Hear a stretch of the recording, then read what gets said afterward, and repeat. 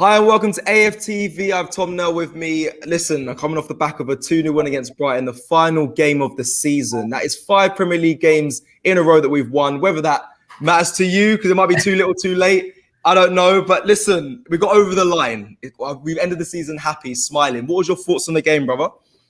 Mate, we did it. Somehow we managed to win again, which I would take, mate. Cecil, Thanks for having me on, mate. Really good to see you, bro. Man. And really good to see you, mate. But listen, Arsenal Football Club, I mean, I know everyone's thinking to themselves, do you know what? We don't want to be in a Conference League. Yeah. It's laughable. In fact, my missus gave me stick saying, you can't have that. But I'll tell you what, I would have that. And I'll tell you why. I would never, ever, ever want to see our team lose, right? The only time I want to see Arsenal Football Club lose is if it means that Tottenham Hotspur are going to win the league and we need to lose to stop that. So, facts. Do you know what I mean, mate? Do you know what I mean? Yeah. And I mean, what about yourself? I mean, what are you thinking in terms of this, mate? Do you know what, Tom? I'm going to be honest. Like, I've said this on one of our shows that personally, I want to be in the European Super League because I want to go do the trips. I want to go do the vlogs. I want to see the fans around the world. I want to go see these little off countries. I've got Turkish just walked in, and I know he doesn't want to hear nothing about the European Conference League.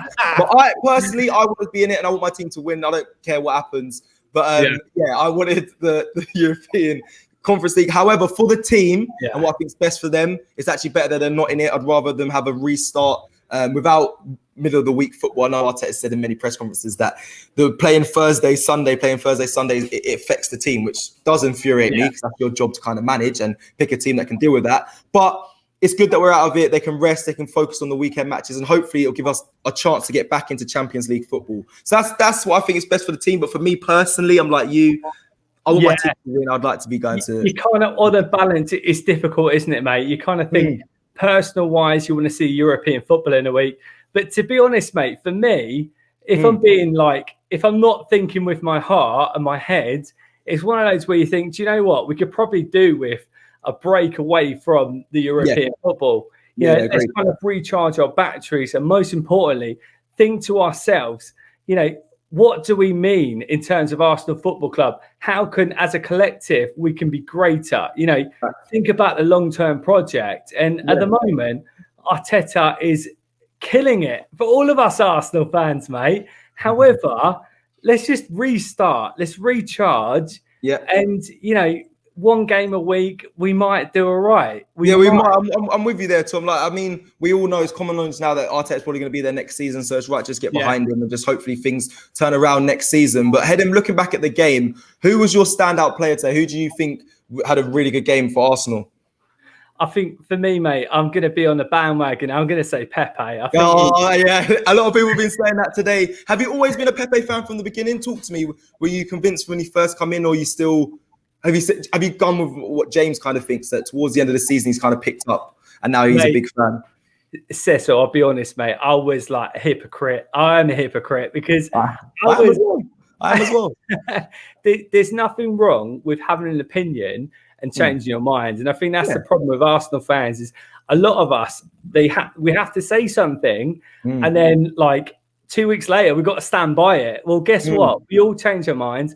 People change week in, week out. Football is quick. So in terms of that, players change, mentality changes, confidence. It's all about a confidence game, mate. And for Pepe, he's playing the best football of his life right now. Yeah, he's stepped up. He has stepped up. I've been very surprised, especially today. I saw him today. I was like, wow, he actually he's finally hit form. Unfortunately, it's been the last one of the season. But hey, listen, next season he might keep it up, and we can see that Pepe that we saw today for the rest of the season. I want to quickly.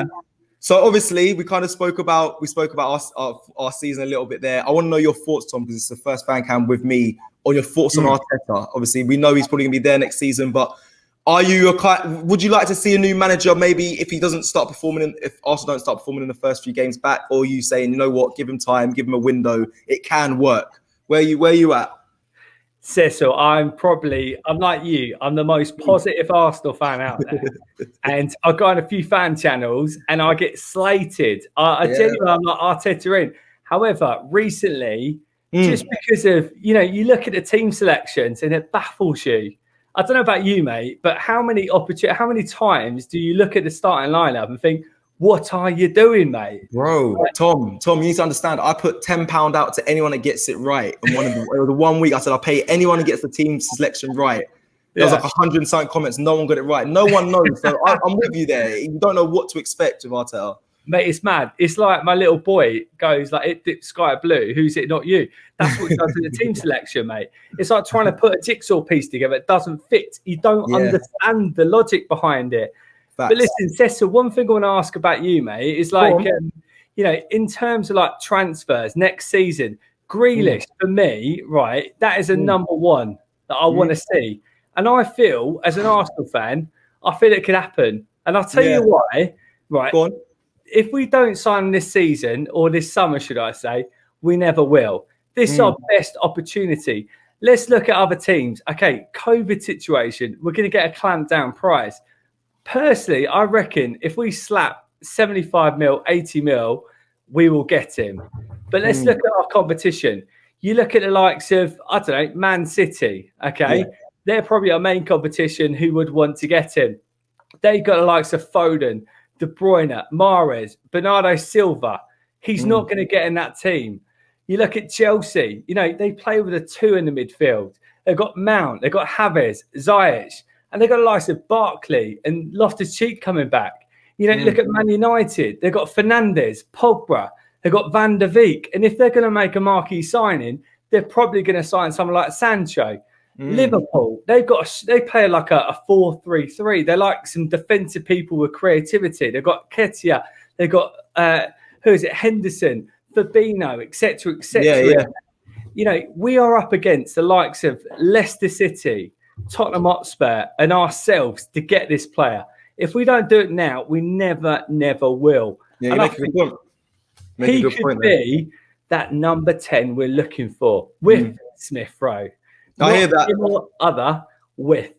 Yeah, no, I hear that. I think Leicester will be our biggest competition for Grealish if we're looking in realism, considering they've got Champions League football. So I think that'll be our biggest competition. It just depends if the Kroenkes are going to flex their financial muscles, which they're not known to do. So we will see. But I wouldn't be surprised if they say that we're in contention to get Grealish, because that is the big name that might blind the fans for the message of getting Kroenke out. But hey, we never know. Listen, to round off, Tom, before we wrap up, I want to know who's your player this season for over the whole campaign. Who is your favourite player that you watched at Arsenal?